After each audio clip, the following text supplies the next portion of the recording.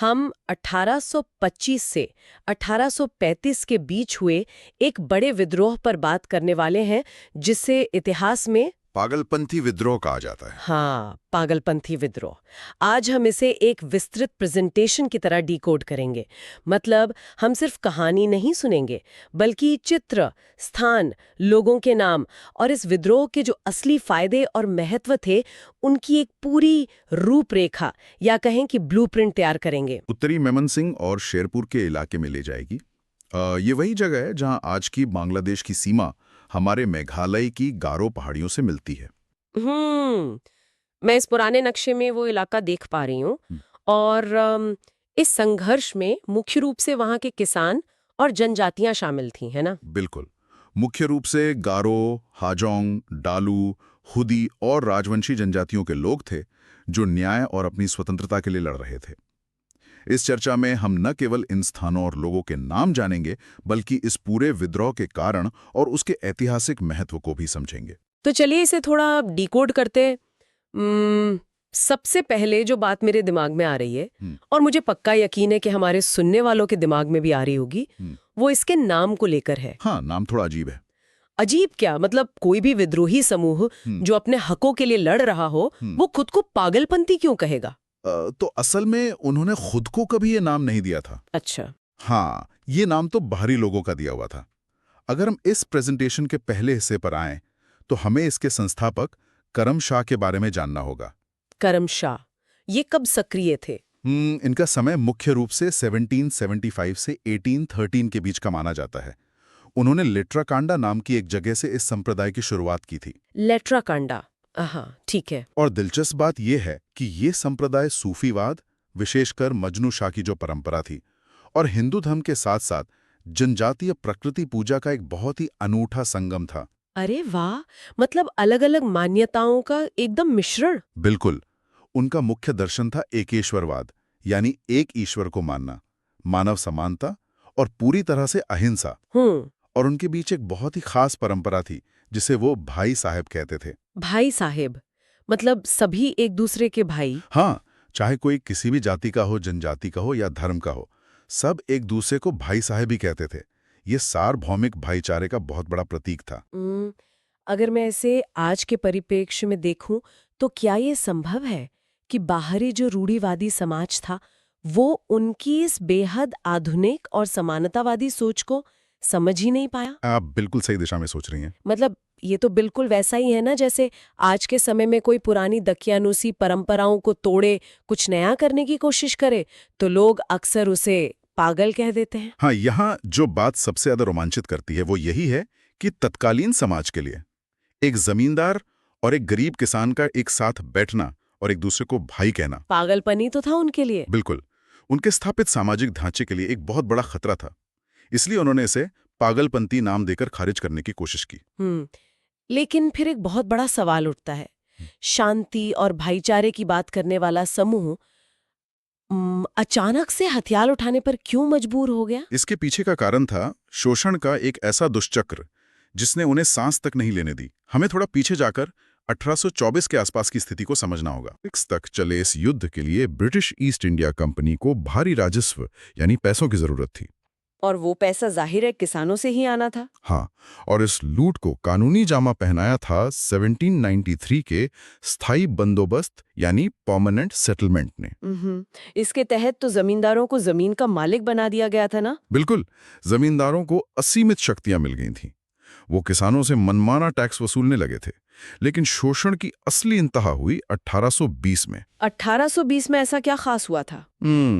शेरपुर जमींदारी में जमींदारों के परिवार के बीच विभाजन को लेकर एक कानूनी लड़ाई शुरू हो गई। अच्छा, संपत्ति का विवाद। हाँ, और इस पूरी कानूनी लड़ाई का जो भारी भरकम खर्च था, वो जमींदारों ने अपनी जेब से नहीं भरा। उन्होंने इसे सीधे किसानों पर थोप दिया। अरे ये तो मतलब सरासर अन्याय है। ये तो ऐसा हुआ कि आधुनिक कॉर्पोरेट दुनिया में मान लीजिए कंपनी के मालिकों के बीच कोई मुकदमा चल रहा हो, उन बड़े वकीलों की फीस चुकाने के लिए सबसे निचले स्तर के कर्मचारियों की सैलरी काट ली जाए। बिल्कुल यही हुआ।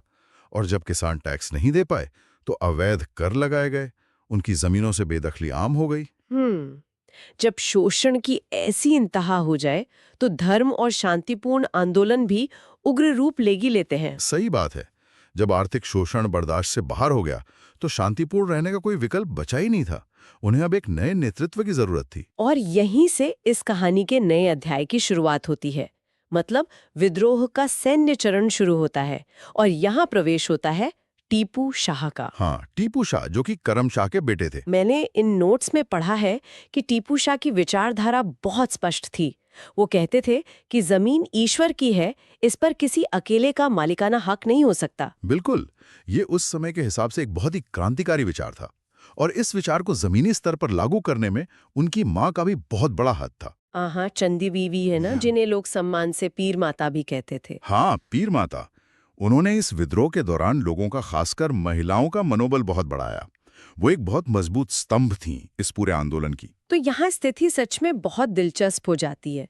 जनवरी 1825 की वो घटना। हाँ, जनवरी 1825, जब गारो और हाजों किसानों की एक भारी भीड़ ने शेरपुर पर धावा बोल दिया। और उन्होंने सिर्फ हमला नहीं किया बल्कि बहुत चुन-चुन कर निशाना बनाया। बिल्कुल, उन्होंने जमींदारों के घरों पर हमला किया, पुलिस स्टेशन लूटे और सबसे महत्वपूर्ण काम किया कि राजस्व कार्यालयों को नष्ट कर दिया। मतलब सारा हिसाब किताब ही जला दिया। हाँ, ताकि कोई कर्ज का रिकॉर्ड ही न बचे।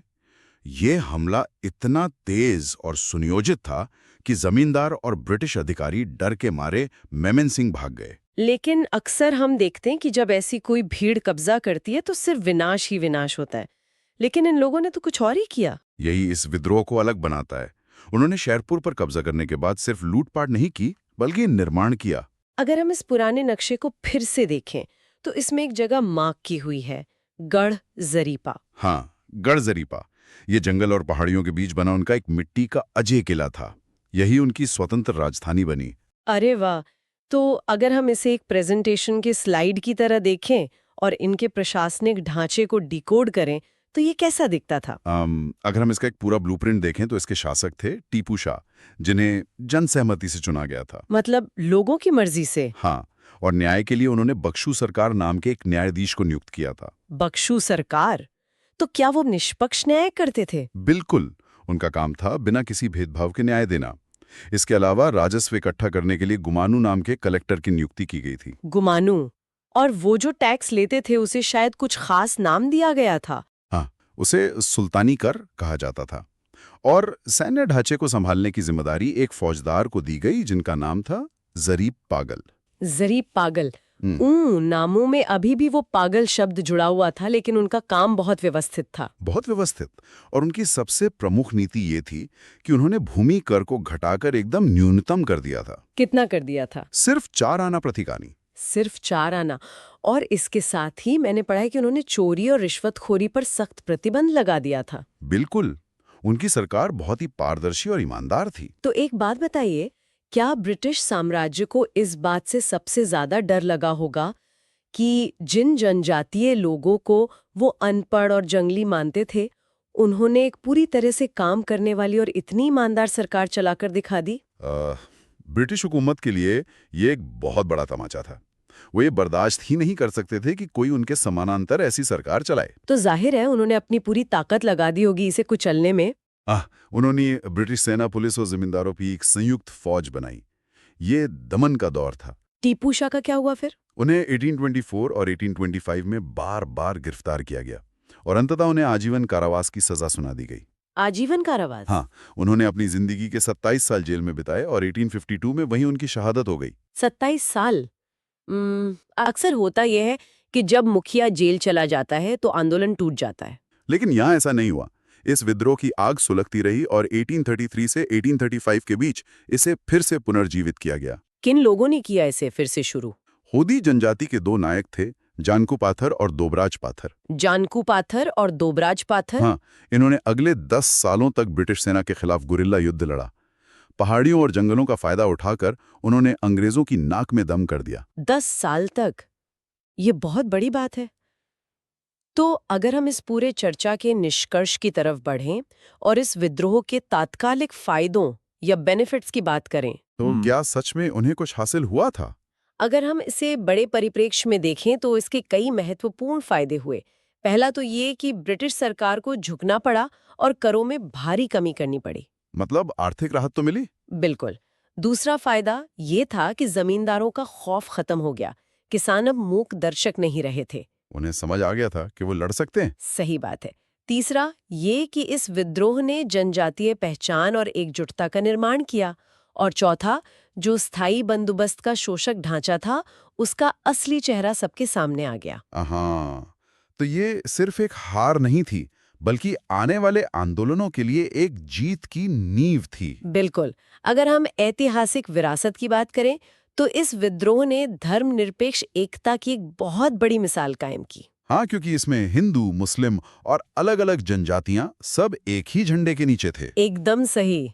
और इसी ने भविष्य के कई आंदोलनों जैसे 1855 के संथाल विद्रोह के लिए एक वैचारिक ब्लूप्रिंट तैयार किया। तो आज की इस पूरी चर्चा को समेटते हुए हम ये कह सकते हैं कि पागलपंथी वास्तव में पागल बिल्कुल नहीं थे, किसी भी कीमत पर नहीं। बल्कि वो तो अपने समय से बहुत आगे के दूरदर्शी लोग थे।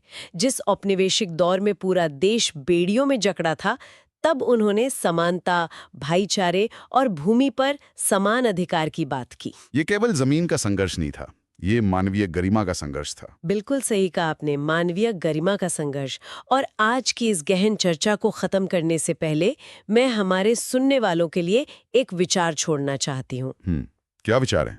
आप सब जरा सोचिए, आज हम संपत्ति के अधिकार और जमीन के मालिकाना हक को बहुत सामान्य मानते हैं ना? हाँ, आज तो ये एक आम बात है। लेकिन जरा सोचिए, अगर आज के समय में कोई समूह उठकर यह दावा करे कि जमीन सिर्फ प्रकृति या ईश्वर की है और इसे किसी भी हाल में खरीदा या बेचा नहीं जा सकता, तो क्या आज का हमारा ये आधुनिक समाज भी उन्हें पागलपंथी ही नहीं कहेगा? ये वाकई एक बहुत गहरा सवाल है। क्या हम भी उन्हें अपनी अर्थव्यवस्था के लिए खतरा मानकर किनारे नहीं कर देंगे? इस पर विचार जरूर कीजिएगा। आज की इस गहन चर्चा में हमारे साथ जुड़ने के लिए बहुत बहुत धन्यवाद। धन्यवाद।